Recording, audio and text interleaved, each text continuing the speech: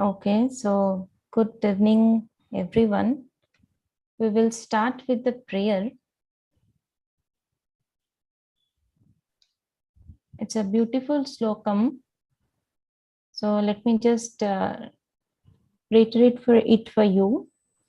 Om Sahana Vavatu Sahano Bhunatu Sahaviryankar Bhavahai Tejasvinabadhitamastu Ma Vidvishabhai. Om Shanti Shanti Shanti Hari Om. So it's I thought let's just start with the prayer where the teacher and the student are praying to the Almighty to grow together. So teaching or learning is not at all a one-way process. It involves two ends. One is the teacher, the guru, and another is the learner, the students. And in this process, both the teacher and the student learn from each other. So these slides will be there with you. I will request you all to go through this first slide. You will come to know the meaning of this beautiful slokam. And I think it will inspire each and every one of us as a teacher, as a student. So let me just move through the next slides. Somehow I'm not able to change it.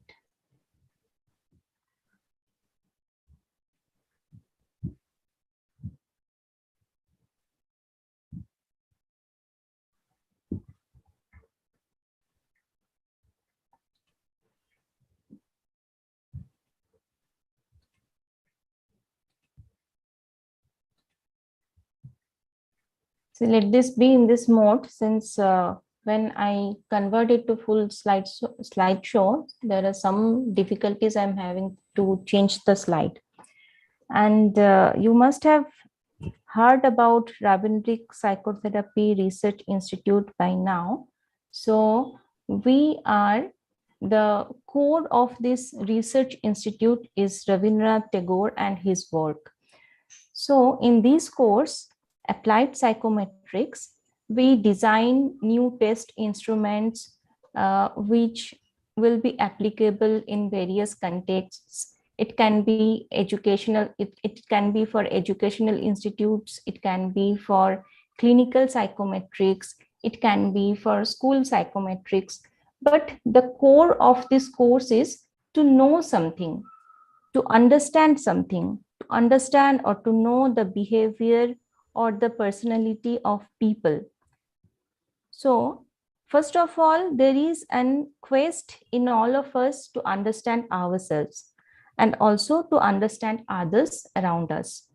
So, in this regard, we can relate a quotation from Tagore, which can be applied to this course. The quotation is like, the quest to understand ourselves is never ending, and the urge to understand others around us is also endless. Isn't it? I want a feedback from the three students. So it's a Bengali song. I have just translated the meaning of it in English. And I just want to know whether you can relate it with the subject. Just give a thumbs up or yes or no, some feedback.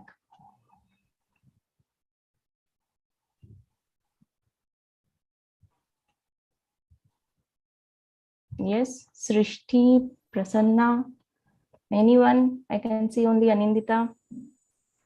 We have a thumbs up and then we have a yes in the chat. Okay, great. So now this subject is applied psychometrics. And what does metrics means? So metrics is a system or standard of measurement. And this applied psychometrics principles or the skills that we learn here can be used for edumetrics also, that is, we can say in school psychology, for HR metrics also, that is psychology in that is applied in industry. So Again, the assessment could be for learning, or the assessment could be tracking the human capital and measuring the effectiveness of human resource in an organization. So these are the application of this course. Now, this is the definition. Now, I would like our participants to go through this definition and give their understanding, what they understand after going through these lines. Just read it in your mind and then give your understanding to us. What do you understand from these lines?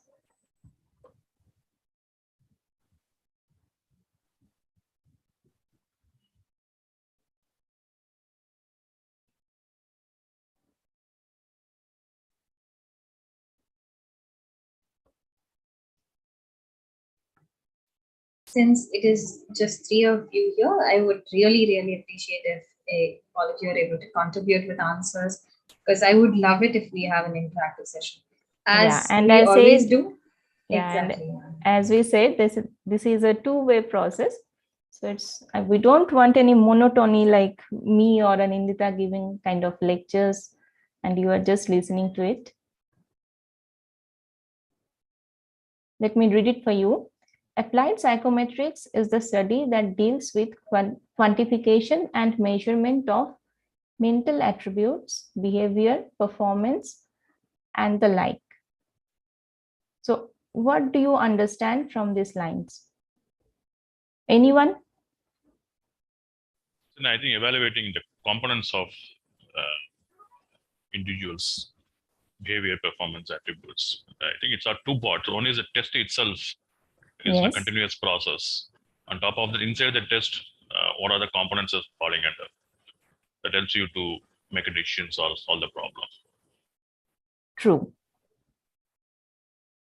So one is the test itself, application of the text in the proper context, what you will learn here. And another is analyzing the results and coming up to a conclusion. Okay. So this explanation continues. So applied psychometrics is concerned with the application of psychological theory, techniques, statistical methods, and psychological measurement to apply psychological test development, evaluation, and test interpretation. Just the things that we discussed now, and Prasanna gave his feedback. Okay, so there is a difference between psychometrics and applied psychometrics, where psychometrics is more in generic terms. Say there is a rating scale which contributes to psychometrics, and applied psychometrics is more contextual. So we are using that scale to measure, say, job satisfaction, or say to measure the motivation level of an employee, or to measure the attitude of a student. So this is then our concern. This is applied psychometric, when we are using the generic things to a context, to a particular context. And food for the thought is how you can apply all these practicum sessions that you will learn here in your life, or on which basis you would select a psychometric test once once you become a practitioner, once you become a researcher. Suppose you are one problem comes to you, you are in an organization, and suppose you want to measure the stress level of your employees. Now there are many tests which are available there in the market. You want to buy one for your organization which will be suitable in your case. See, stress level, the contributory factors could be different if you are in a manufacturing organization, manufacturing plant, or if you are in a service industry. So for your particular thing, which test will be the most applicable? So how to select on those things? So once you gain expertise, you gain skills in this subject, you will be able to do that. So this is it, and then I would like to have a little introduction from each one.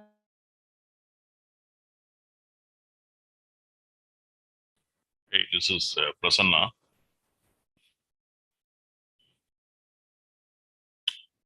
able to hear me? Yes, sir. Please go ahead. I will just switch on the video also. Yeah. Okay. It's a problem with the video. Give me a moment. Can others go? I'll switch on the video for a few moments. Sure. Yeah. Hi, everyone. I'm Srishti. I'm pursuing my second year master's in counseling psychology. And other than that, as part of my job, it's into development, social development consulting, research. So here, when we do a lot of social development related research, we do interact with, say, beneficiaries or participants whom we are trying to understand their behavior, or we are trying to measure the impact of certain things. So this applied psychometrics, I find it quite useful for my job as well.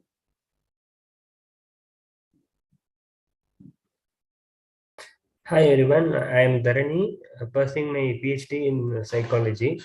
So I thought I can join this course because it would be helpful for my PhDs and the research that I am doing.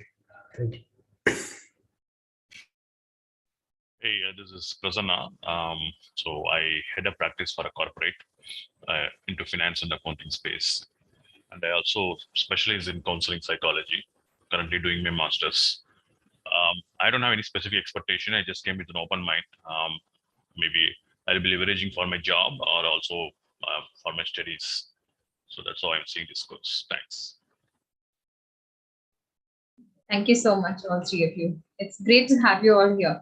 I hope that, whatever it may be, you have some kind of takeaway from our sessions today, as well as from our future sessions for the upcoming 2 months. I hope that you all have fun learning with us as well, because you're going to be stuck with us on Mondays and Fridays from 8 to 9 p.m. So I hope that you all have fun. Ishani ma'am, you can go ahead with the presentation. Ma'am, you're on mute. Yeah, so I said, and I hope that we will also learn something from you people. As I said, learning is always a two-way process. So now there is certain ethical perspective to apply psychometric or any psychological research, we can say. So first and foremost, we need to have the informed consent from the subject. So you need to, when we are going for any such tests, we need to explain them that the purpose of this research, then the procedures which are involved in this, then the benefits of this research to the society, like why this is done, where is the need, then the length of time which might be required, and then the confidentiality is to be maintained. Then these are the very basic ethical perspectives which as a researcher we need to maintain. Now I would like to pass on the mic to Anindita. She will be explaining this psychometrics for clinical psychology in details. Thank you, Shani ma'am. So I'm just going to give you a little bit of an introduction towards this. I'm sure that since all three of you are from a psychology background, you do understand what goes into trying to diagnose a disorder, what we do essentially to first start off with the diagnosis. So can you give me any examples with regard to some diagnostic tools that you've probably come across with regard to, assessment of disorders or so on? Any examples?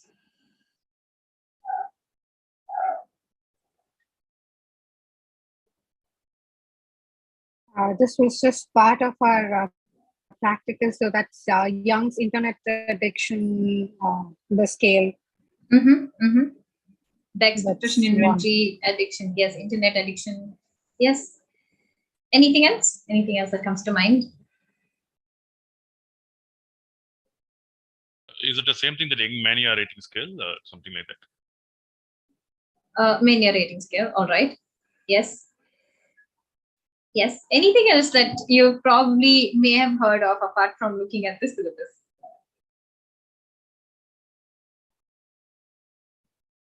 Raven's matrices, absolutely. EQ, analysis, like emotional quotient. Quotient, absolutely. Yeah. Absolutely. What else? What else can you think of? EPQ, very good. It's a personality questionnaire. Absolutely. Ising's personality questionnaire. Absolutely. With regard to disorders, do we usually start off with just understanding the symptoms, or do we give a diagnosis based on assessment? What do we do?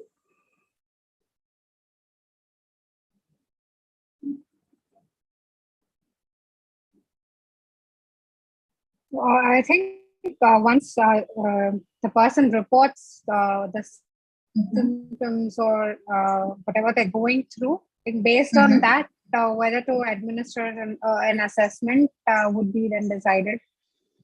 And then subsequently, we will have like a checklist so that whether it's severe, do we need to refer them someone else or pick it up? Absolutely, absolutely, exactly. So we just don't start off with any kind of, just an understanding of just the behavior. That's not enough for us to proceed with a diagnosis. So we usually administer a test, some kind of an assessment to understand, where they are at, how severe are their symptoms, and so on, for us to even start with an understanding on where they are, whether they qualify for a diagnosis or not, and what kind of proceedings to do after this particular diagnosis or assessment.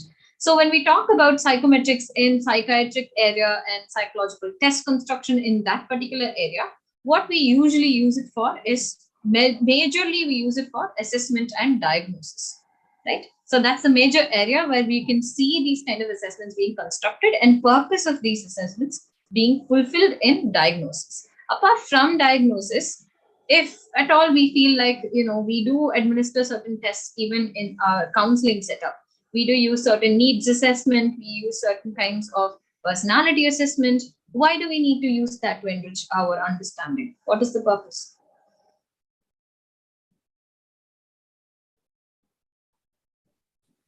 So that would help us decide the kind of approach we require for them to counsel. Absolutely. Yes, Prasanna sir, please go ahead. I believe we use primarily to just make the client to believe that there is a data behind this. It's not like just like we are talking on the air. So absolutely. That could be the reason. Absolutely. Absolutely. Any other answers?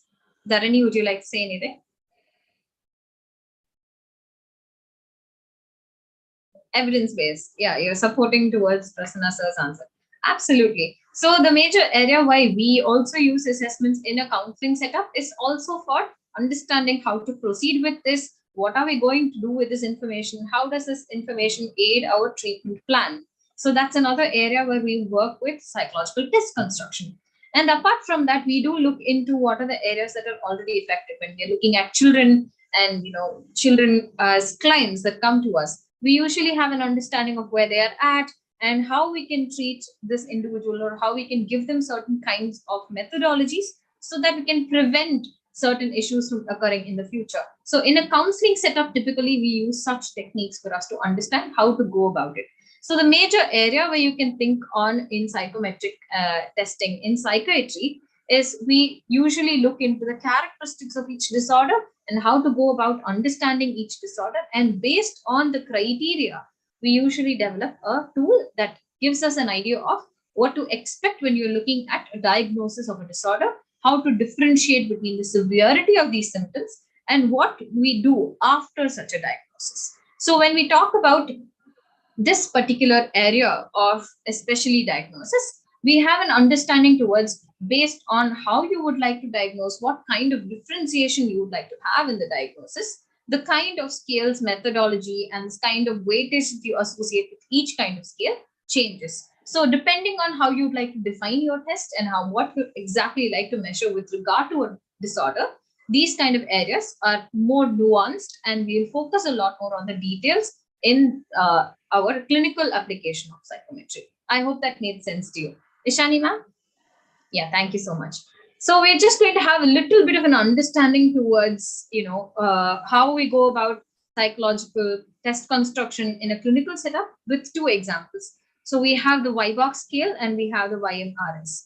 So Y-box scale is nothing but a scale that is used to understand the obsessive compulsive behaviors in OCD. So if you just look at the name itself, it talks about the obsessive compulsive behaviors. That's it. It is the Y-box, stands for Yale Brown Obsessive Compulsive Scale. So here, when you look at the actual test itself, it is just consisting of 10 items, right? It just has 10 questions, 5 of which is dedicated towards obsessive behavior and 5 of which is towards compulsive, right? So these are the two things that we see in this particular tool itself. So when we look at how this entire tool was created and how we actually got into the idea of it all, we looked at the criteria. So based on the criteria, we have DSM-5 as well as ICD-10, right now ICD-11. So when we look at the criteria, we define these items based on what is expected to be a part of diagnosis from these disorders. So when we look at what is there, so we have obsessions and compulsions being defined. So here you can look at the slide. Obsessions are defined by either 1 and 2. Here 1 talks about the recurrent and persistent thought and urges or impulses that are experienced at some time during the disturbance as intrusive or unwanted, and that is most individuals caused marked anxiety or distress.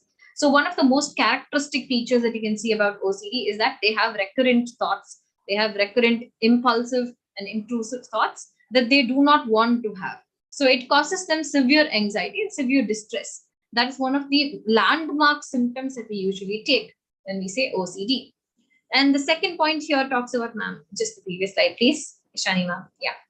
The second point here talks about the individual attempting to ignore and suppress such thoughts. And that is what we try to do by performing a compulsion, right? So if you look at OCD, there are two aspects to it where we have an thought that is an obsession, and we try to control this obsession to a compulsion, which is another behavior that we try to distract ourselves with in order to control these obsessive thoughts.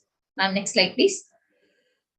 So when we look at the scale itself, it talks about how we are able to get a clinical judgment on the patient or the client that's in front of you. So in this regard, what we see here is that the Y-box items are a part of a semi-structured interview only. We will have an interview with regard to how they're experiencing these symptoms, what is going on, and we will also be able to understand what is the severity that they're reporting so that we get a proper rating scale out of it.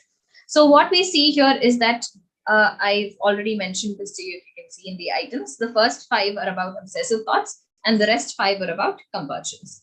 So when we talk about this entire item construction, it is completely based off of the diagnostic criteria. So here, when we talk about how it started even developing as a scale, it is purely based on the criteria that we have, the diagnostic evidences that we've collected. And next slide, please.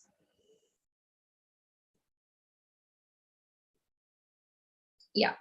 So when we look at the details of this scale, then we move on to the further aspects of the tool construction, which talks about how we score, right? So as we talked about it, this particular scale has a rating scale from 0 to 4. So therefore, the total score that a person can obtain out of 10 items is 40 being the maximum and 0 being the lowest. So when we look at this, we obviously develop certain norms to understand the severity of these symptoms, right? So the rating scale varies amongst the severity of the symptoms that we notice. So 0 on the rating scale indicates the lack of a symptom, whereas 4 talks about the extreme symptom. How severe the symptom is, 4 talks about the extreme symptom that is being present. So this is something you can notice with regard to Y-box scoring itself. And based on this rating scale, we develop certain norms. And you can see all of these scores that are given here.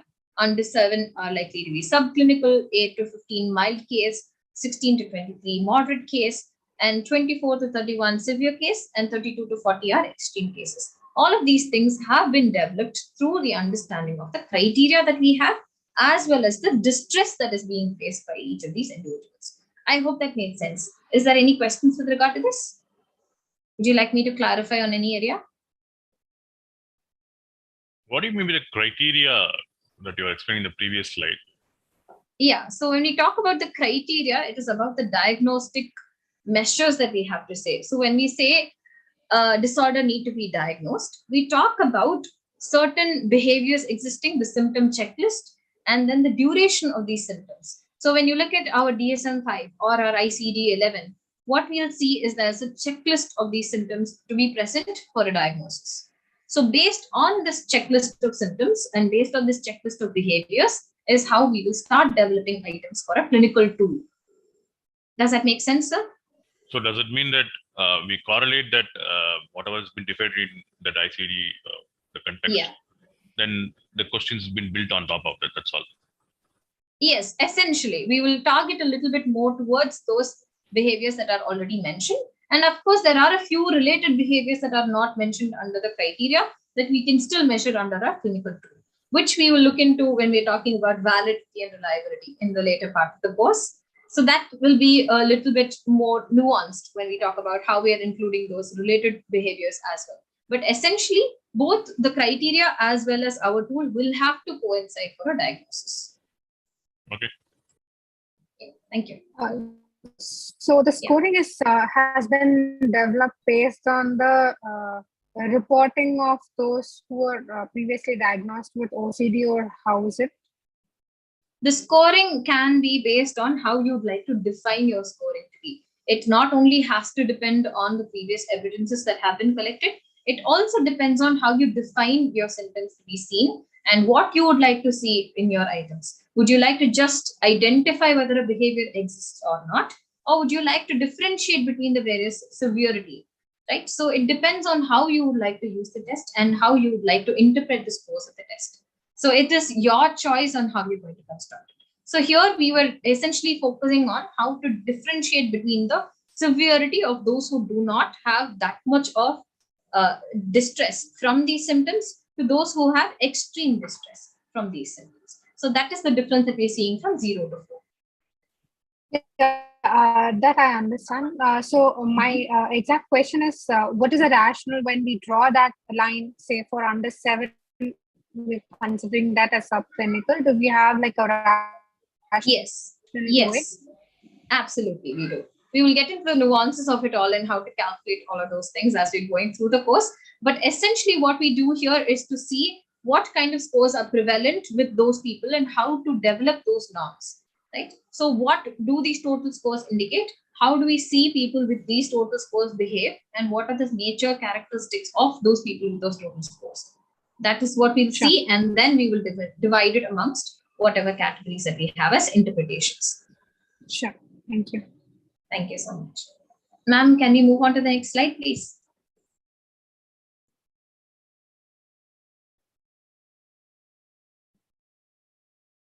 This one, Anindita, or the next one? Next one, ma'am. Okay. I think with regard to the reliability and validity, I think the details are just very theoretical. Fine.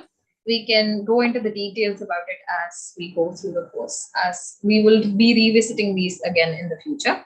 Yeah. So the next tool that we will be talking about is going to be YMRS. So YMRS is again very similar to how we define Wild-Box as well. So it is based off of what we define as being a manic episode or the symptoms that we usually associate with mania.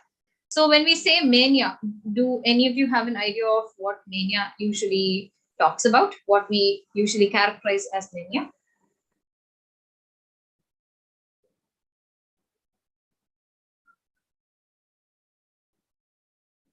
It's already there in the slide, I understand. Extreme. Mm-hmm.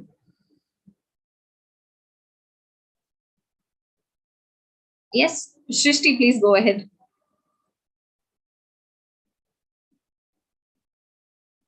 Beyond the normal activity or behavior. Absolutely. Shrishti, you were saying something. You got a little bit cut off, I think. Please go ahead.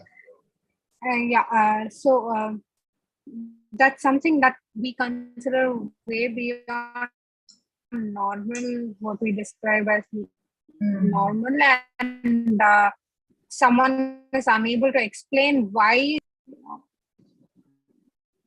Absolutely. So we also have the response from Dharani in the chat, heightened emotions and behavior. Absolutely. So when we say mania, it is not just heightened happiness. or heightened anger. It is heightened everything, right? So when people experience the symptom of mania, it is usually associated with anything that they are feeling would be on a, let's say a power of 10 instead of usually 4 or 5 that we usually experience. So whatever you see here will be an extreme form of what you will experience normally. So that is absolutely right. All three of you have the answers correct. So when we say that we're talking about mania, we usually associate that with the intensity of those emotions. So that is exactly what YMRS also measures. Ma'am, can we go to the next slide? Yeah. So if you can just look into the details of the items here. So here again, it is based off of a rating scale where 0 to 8 is only for 4 items, and then the rest of the items that are there on the scale is from 0 to 4. 0 to 8, because these are the major areas where we'll have to differentiate between the severity. So when we say a manic episode, you all can automatically relate it to irritability, the kind of speed of speaking, the kind of thought content that goes into their head, the kind of aggressive behavior that they may engage in. These are the most distressing parts of mania. So therefore, we would like to get more details onto how to differentiate between the various severity. Therefore, you have a pointer from 0 to 8, whereas the rest of the items are all just to indicate whether these behaviors exist to a greater extent or not. Therefore, we have a rating of 0 to 4. Right? So therefore, taking this into consideration, you can automatically understand that a person can score from 0 to 60, whereas higher the scorer, it means that you are, a lot more towards severe mania symptoms. So that's what you can see here as just a general idea of this tool as well. And similar to what we discussed in Y-box, we also have an interpretation here that is completely based off of the evidences that have been collected based on this tool. So you will look into the details of how to collect and how to talk about norm estimation and so on in the future. This is just for you to get an understanding of what goes into developing a clinical tool, right? So just to get an introduction into it. So when we say a clinical tool, I hope that you understand we base it off of criteria that have been established through research and understanding in case studies in the DSM-5 as well as the ICD-11. And then we go through constructing our items based off of these criteria and the severity and related symptoms.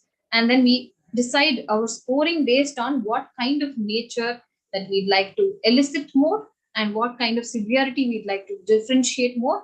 And then we'll also look into the norm estimation based on the administration of our constructed tool and how people are responding to it across the population. I hope that made sense to you. Are we all on the same page so far? So, Anindita, I've been to this YMRS process. I understood this as a part of internship. Is it that numbers is just to give that hype on this, like this is more important? Because if you see that scoring, it's 0, 2, 4, 6, 8, 8, it goes. Wherein 0 to 4 goes a 0, 1, 2, 3, like it goes. So considering that, any specific is because if you see that segmentation is still 5, right? Any reason why they tend to highlight the 0 to 8 and 0 to 4 as a separate? Yes, sir. That's what I mentioned to you. When we talk about such intensities in the rating scale, we're trying to differentiate between the lesser intensity of the severity. So if we have, let's say, 0 to 4, we can only understand whether there is no severity of the symptom. There's slightly, there's a lot, and then there is extreme from 0 to 4. When we say 0 to 8, we're talking about things that go in between as well. So the sensitivity of your scoring is increased when we have such a rating scale. So in between as well, if we have somebody rating themselves not exactly 6, not exactly 8, we can rate themselves as a 7, right? So this gets us an idea about what goes in between. So it increases the sensitivity of our understanding of how much the severity can range. Especially with these 4 symptoms, there's a lot of understanding that goes into what differentiates between those ratings.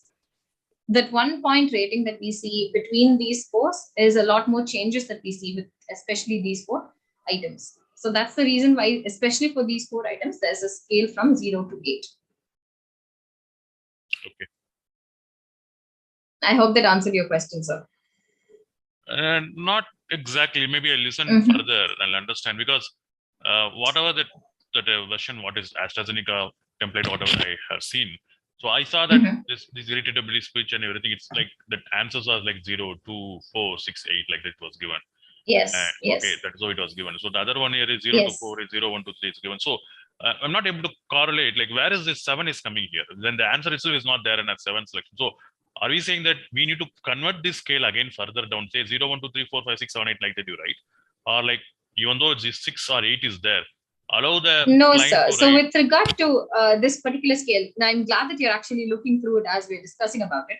So if you look into the items here, what do you see as the nature of these responses? You do not see anywhere where these individuals are scoring themselves, no, sir. Agreed. So we talk about. Yes, sir. Please go ahead. Finish your statement. Finish your statement.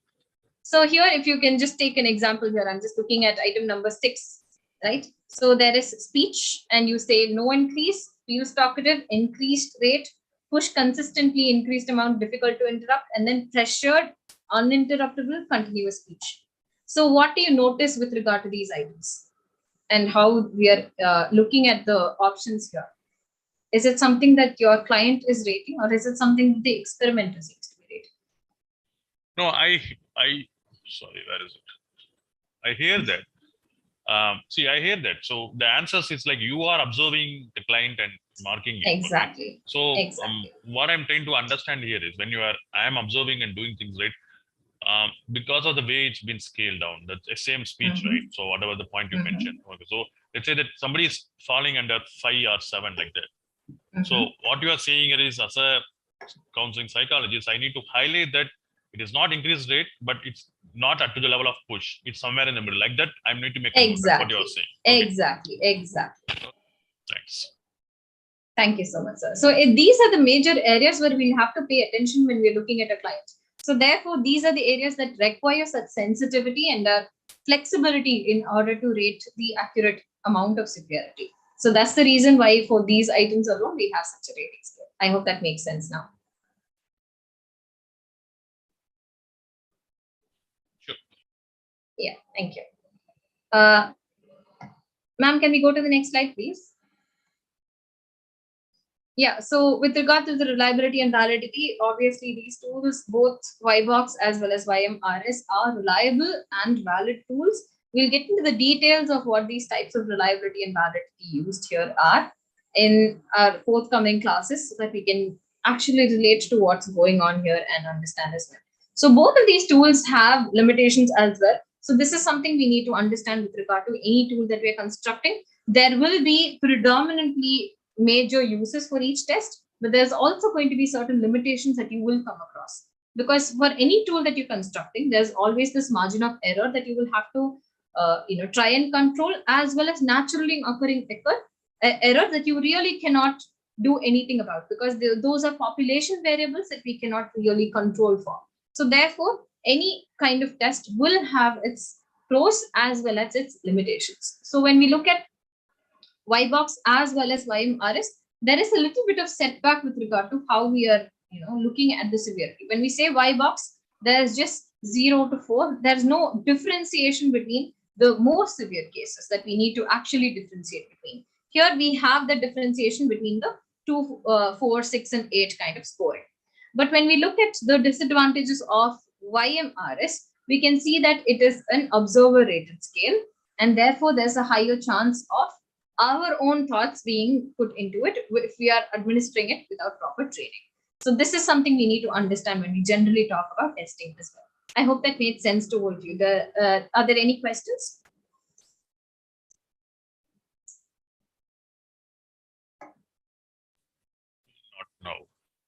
Not now. All right. So just to clarify, so here the YMRS is more of us rating the report, what is being observed exactly.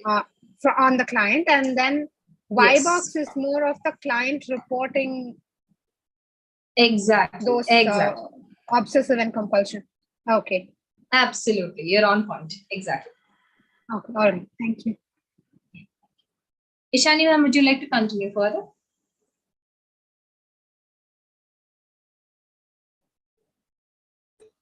Yes, since we have a little time, so let me just go through the psychometrics for industry, this section.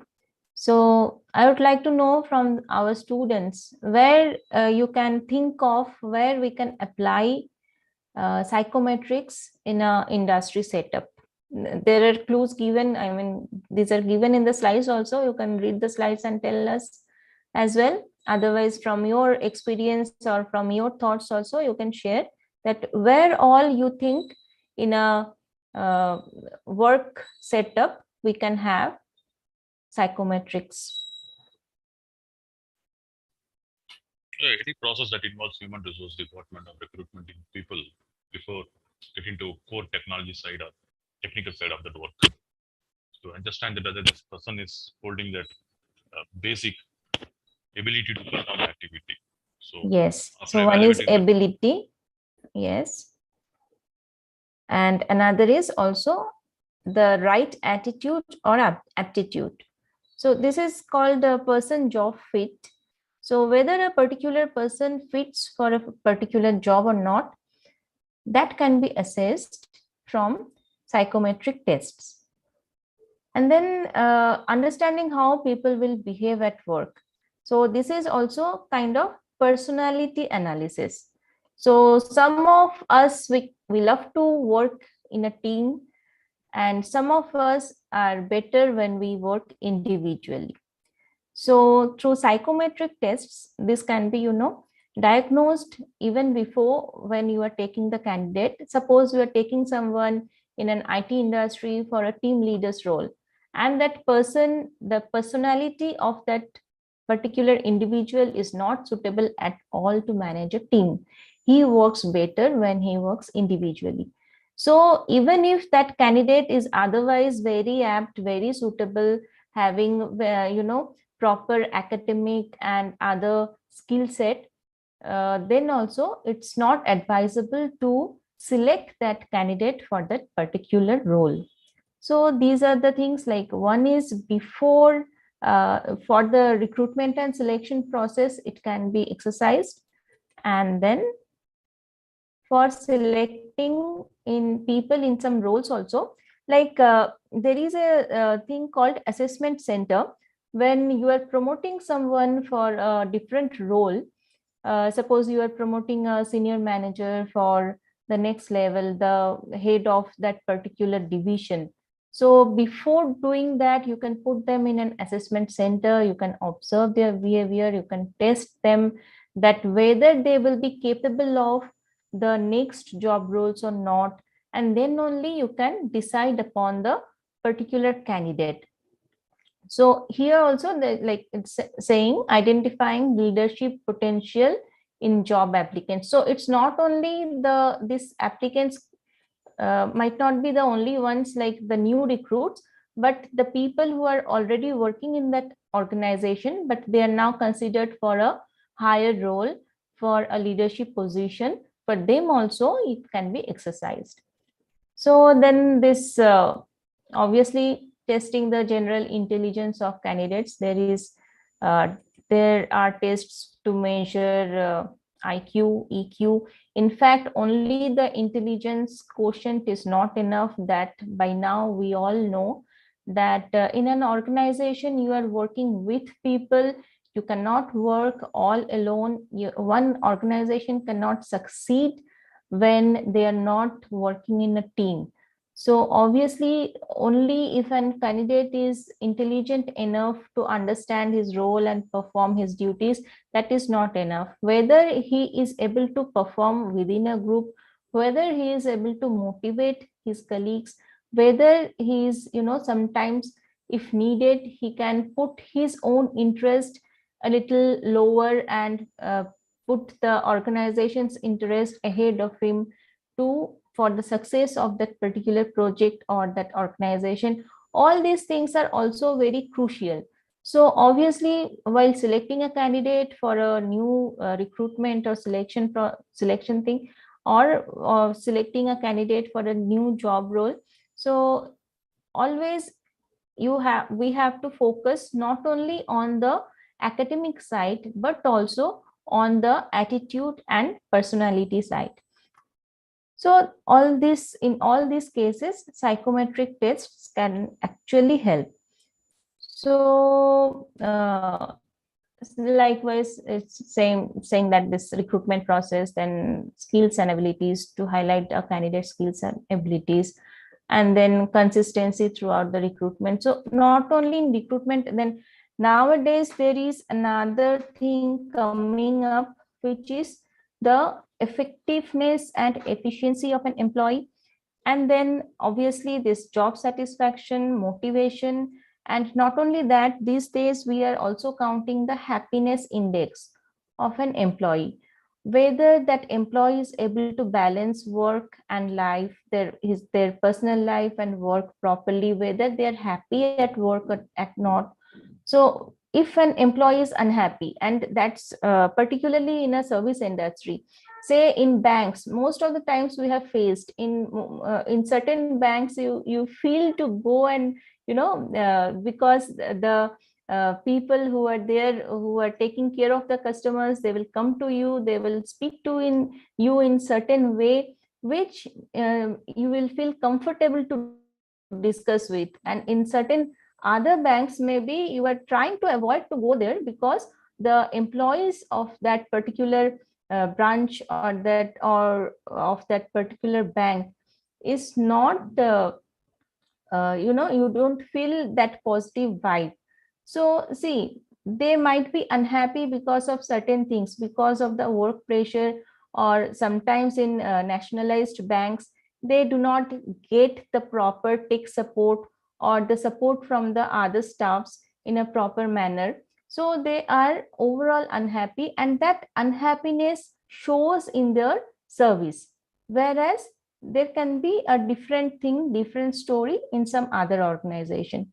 So these days we are using psychometric tests to detect the happiness index also. So there are several avenues, several ways where we can use psychometrics in an industry setup or in a work setup as well. So any questions on this? Okay, maybe Anindita, you can speak about psychometrics in school counseling, and we can, just sum up today's session. Yes. So just to give a very, very quick idea of where we can use psychometric testing in school setup, we already have an understanding towards where we use, testing in schools. It's always towards, achievement, academic achievement, ability testing, and so on.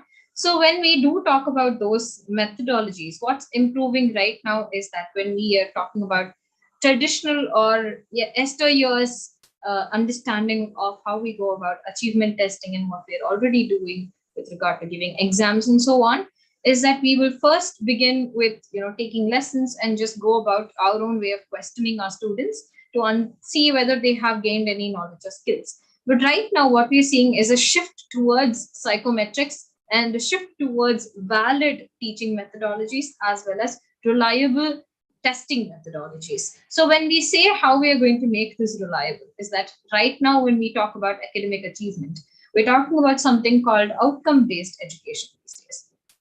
So we're using something called the Bloom's taxonomy. We're using something called the action verbs associated with Bloom's taxonomy for us to be able to quantify the kind of data that we are giving and quantify the kind of knowledge that the students are able to gain. So that is something that we can see a shift towards these days. And things like formal achievement tests that we are already having, like end of unit tests, chemistry lab reports, this, that, our assignments, our exams, so on, a traditional methodology of using testing in school setup. But when we look at how us as counselors in schools can also use these kind of testing methodology, we use it for selecting leadership roles among schools, students who would be a part of the student council, who would be a good representative of the students' council, and so on.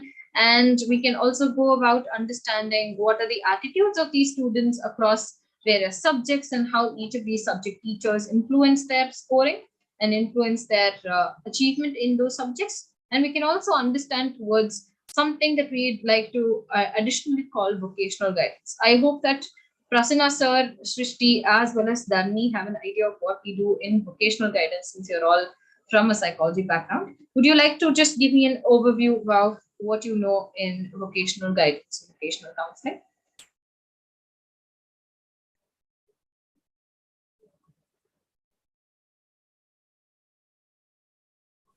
I'm not getting the question. Can you reiterate the question? Vocational guidance.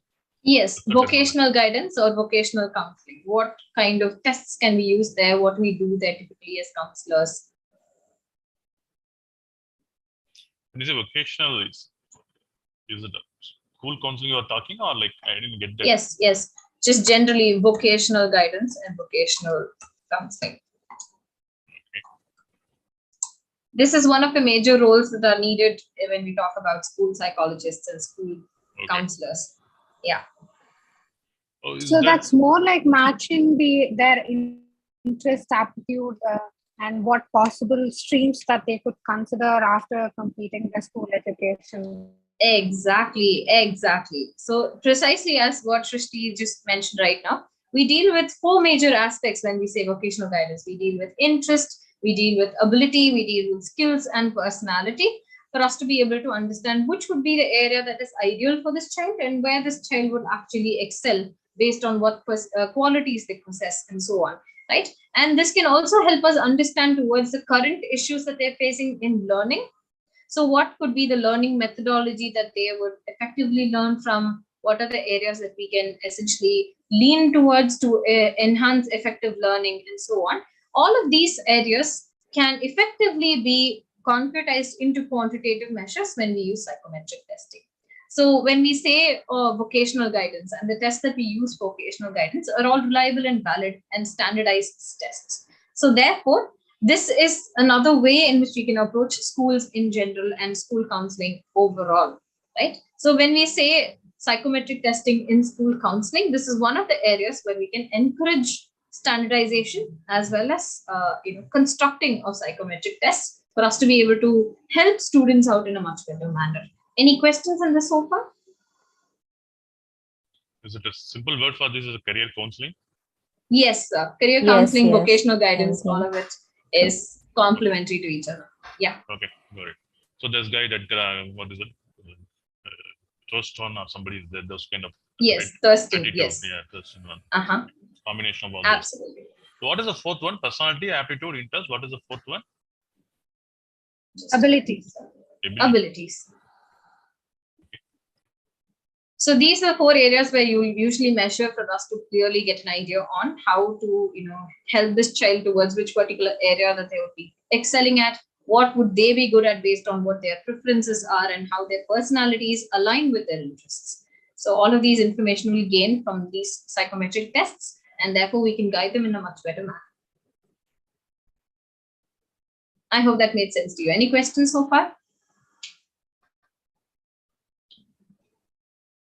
No, not.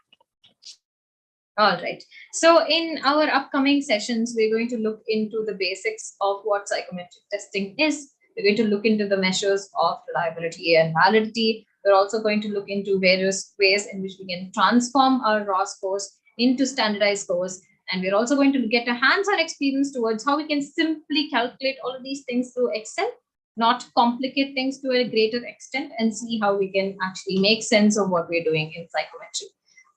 Are we all looking forward to it? Can we have a very quick feedback regarding what you're feeling right now, and then so that we can also prepare for how we are going about. Feedbacks are much needed. Absolutely. Can you put an agenda slide in the beginning so that mentally we're prepared? Where are you going? Yes, absolutely. We'll do that. Thank you so much for that feedback. It will also be helpful if you could tell us what we'll be looking at, like the agenda part or some reference material along with it, so that we'll have more questions to ask. Absolutely. We'll Okay. share those reference materials, the books and everything. We'll create a Google Classroom shortly. You can, we will also share the link with you through the WhatsApp group so that you can be a part of it, where we'll also give you certain quizzes, certain things to think about, certain things to read up on before classes. Will that be all right? Yeah, that will be really helpful. Thank you. Yeah, awesome. Awesome. Anything else that you would like to just, keep us posted on so that we can improve Dharani, on we it? are missing you. Yeah, I was thinking about the reference materials. Yeah, absolutely. So overall, we have around 3 books for psychometric testing and so on. So I will just share that with you in the Google Classroom. Is it the book itself or just the names? It's a book. It's Okay, 3 whole books. So. Okay, thank you. Cheers. Yeah. Anything else? Anything else that you'd like us to improve on? Datta sir, would you like to conclude the session for today, sir? Yes, sir. Please. Dulal Datta sir. Sir? Sir, are you there? I do. He's here right now. Ishani ma'am, would you just ping him? Yeah. That's it. So anyway, great seeing all 3 of you here. I'm glad that I already have an interaction and I already have a rapport with all 3 of you. Dharani, if both Shrishti and Prasanna are people that I've interacted with from IGNOU, and Dharani is my classmate from both UG and PG. So these are all people that are pretty close to me, and we've interacted for a long time now, especially with those at IGNOU. Oh, that's great. Yeah. So I'm glad all 3 of you are here. I would really love it if we can get more people to join such a course. I think you will get an understanding of where we are going with this entire course as we go through it. So Indita sir today's... Yes, ma'am. Okay, please conclude. All right, we can just conclude right now on this. Thank you so much for joining today. I hope that we can have better understanding towards what we're going for. Ishani ma'am, would you like to have the final say and conclude our session, please? Yeah, so we have taken care of all the suggestions that yes, agenda needs to be shared, or say we will prepare a routine and elaborate ones.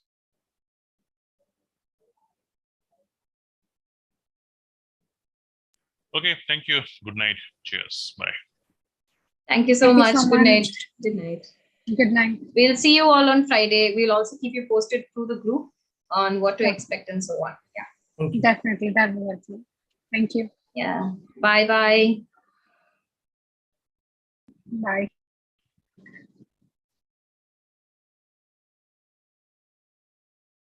Ishani ma'am, are you the host right now? That's it. Let me check. Let me just show. হ্যাঁ ঠিক আছে sir, আপনি just এটা আমরা leave করে যাচ্ছি, and করে দেবেন। Sir is the host, so he has to end the meeting right now.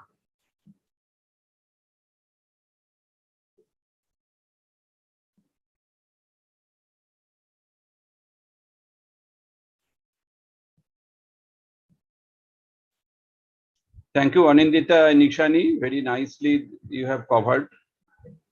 Thank you, sir. Repeated encouragement is vital. Now, whatever you have presented today, and you go to the Google Classroom and write some of the question, so that Yes, sir, yes. that will be as a quiz type of. It is not the assignment or nothing. You can tell them that is whatever I have discussed. Please you write. Yes, sir, sure. At least 100 words or 200 words, whatever you have discussed, and you can give some quiz. Then they can develop themselves. Okay. Yes, sir. Yes, sir. Okay, thank you. So next class will be on Friday. Yes, sir. Okay, so please inform me. Thank you. Okay, sir.